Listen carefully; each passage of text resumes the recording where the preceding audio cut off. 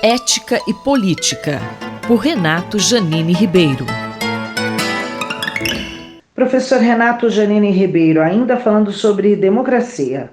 Qual o foco da coluna de hoje? No último programa, falando de democracia, eu tive que parar no meio de um raciocínio que eu continuo agora. A questão que eu estava colocando era, de modo geral, a democracia funciona quando as pessoas votam de acordo com seus próprios interesses.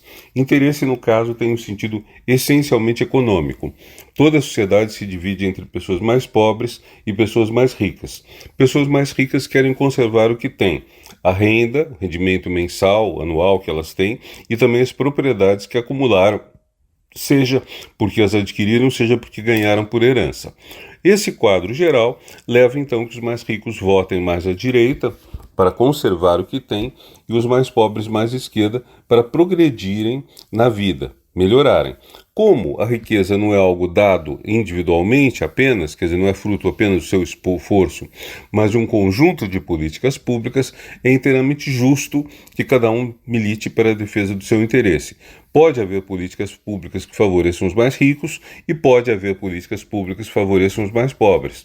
De modo geral, a conquista da saúde pública, que eu mencionei no último programa, é uma conquista progressista e que trouxe ganhos extraordinários para o mundo, aumentando muito a expectativa de vida. As pessoas passaram de uma expectativa de vida de uns 40 anos, quando nasciam em 1900, para perto de 80 hoje em dia. Quem está nascendo hoje tem a chance de viver o dobro do que seu tataravô, que nasceu em 1900. Isso é fruto de tratamento de água, de campanhas de vacinação, de toda uma educação saudável e de uma rede de atendimento médico que não depende de quanto você pagou. Não é porque você tem um plano de saúde que você vai ser atendido e quem não tem plano de saúde não será atendido. O único país em que, vamos dizer, não existe uma saúde coletiva de qualidade são os Estados Unidos. Isso a gente vê por programas, tudo, leva a uma situação muito conflituosa naquela nação. Professor Renato Janine, e onde entra a educação? Sobre essa questão de como a pessoa vota, qual a influência da democracia, hein? Eu comentei que as pessoas, sobretudo os mais pobres, são desviados de votarem naquilo que seria do seu interesse por uma série de factoides, que eu chamei de ideologia.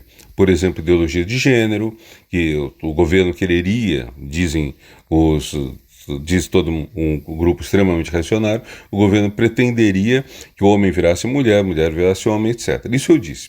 O que faltou dizer é o seguinte: cada vez mais em algumas sociedades desenvolvidas acontece que essa divisão por dinheiro não é mais o assunto essencial para separar, distinguir o voto conservador ou progressista.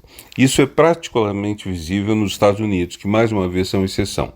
Lá, o marcador de diferença começa a ser o ensino superior.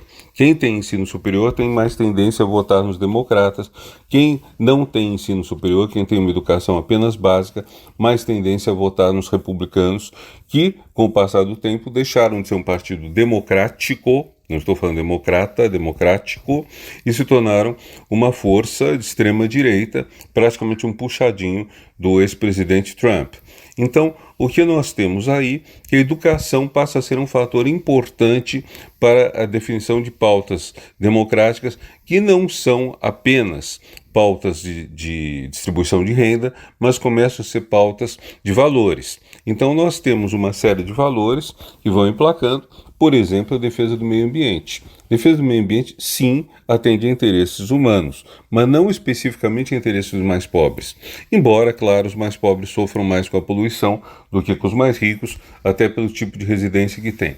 Mas, digamos, é uma pauta universal. A pauta da liberdade de orientação sexual também é uma pauta universal. Não há nenhuma regra pela qual os mais pobres tenham uma incidência maior de homossexuais do que os mais ricos. Não existe nada disso. Então, essas pautas universais estão sendo emplacadas em grande parte graças à educação. Isso a gente vê nos Estados Unidos e começa a ver também na Europa. Eu sou Sandra Capomatto. Você ouviu o professor Renato Janine Ribeiro. Ética e Política, por Renato Janine Ribeiro.